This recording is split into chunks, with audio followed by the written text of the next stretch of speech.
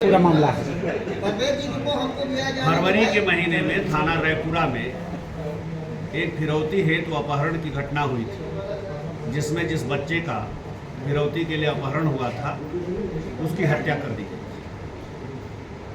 Police ने इस घटना को दर्ज करके पर्दाफाश किया था, अभियुक्तों को अरेस्ट किया था और उनकी निशानदेही पर उस बच्चे की डेड बॉडी रिकवर की थी। इस घटना का एक मास्टरमाइंड आशीष पटेल उर्फ दस्सा, उसकी गिरफ्तारी शेष रह गई थी, जबकि पूरी तरह से इस घटना में सबसे ज़्यादा भूमिका उसी की थी।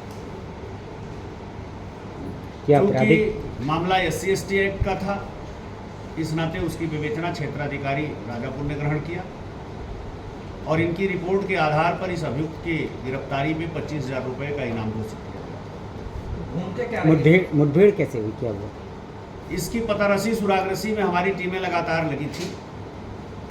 इंस्पेक्टर सरधुआ और SOG टीम को ये पता था मुखबिर के माध्यम से कि उसका मूवमेंट बांदा से सरधुआ की तरफ, कमासिन से सरधुआ की तरफ आजकल है।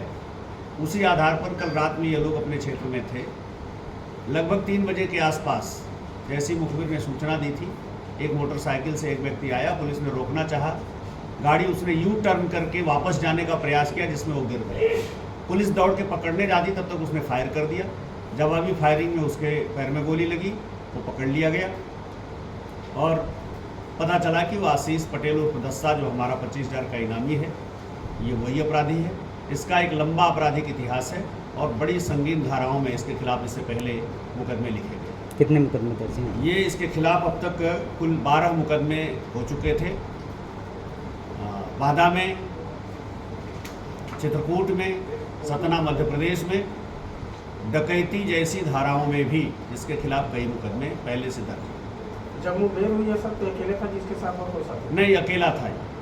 सर, इस मामले में इसकी भूमिका क्या रही, कैसे इसने बुलाया? इस घटना में जो पिछली घटना हमारे यहाँ फिरौती है तो अपहरण की हुई थी, जैसा आप लोग जानते हैं कि जिस बच्चे की हत्या हुई थी उसके पिता फाइनेंशियली थोड़ा रिच, उनसे आप लोगों ने भी बात किया था और उनका बच्चा दोस्तों मित्रों के साथ 2-3 दिन 4 दिन के लिए आराम से खेलने चला जाता था। तो गांव के ही बच्चे के साथ अपने वो निकला था और यही कस्बा करबी में अपने दोस्तों के कमरे पर था। माता पिता का ये था कि जैसे इससे पहले भी 2-3 बार गया है और लौट आया, वैसे आएगा।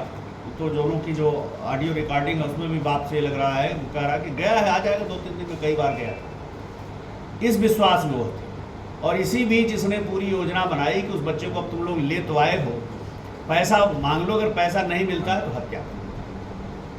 पैसा मांगने के लिए उसने कहा था कि ले जाओ जंगलों में, वरना कस्बे में मंगाओगे पैसा और कोई बात होगी तो पुलिस जल्दी आ जाएगी। लेकिन जब उस लड़के को पहाड़ी पर ले गए और ये पता चला कि मेरा तो अपहरण कर लिया है लोग, मेरे बाप से पैसा उसी से सामने मोबाइल से मांगा था और ये मजाक नहीं हो रहा बल्कि मेरे साथ हादसा हो सकता है, तो बच्चे ने भागने की कोशिश की और ये धमकी दी कि मैं घर चल के सब बताऊंगा, पुलिस को बताऊंगा। अब ये राज न खुल जाए, इस नाते हत्या हो गई।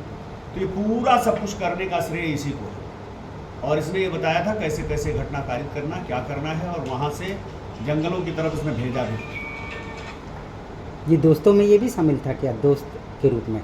उन दोस्तों का एक तरह से ये अपने को मास्टर मानता है।